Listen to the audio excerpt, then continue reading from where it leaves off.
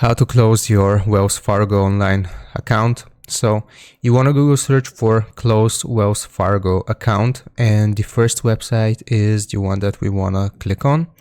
So it will take us to the official Wells Fargo website, and right here the second option that we can read is how do I close a consumer deposit account.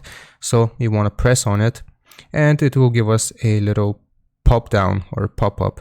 So right here we can actually read that if you want to close your account, you have to contact them at this phone number and they will do it for you.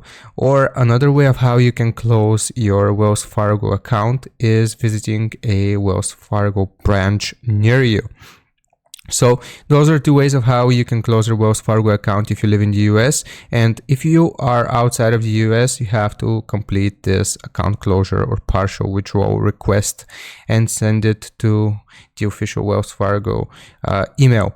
So if you click on this, it will just open up a PDF file and you have to fill it in, and then you will send it to their email.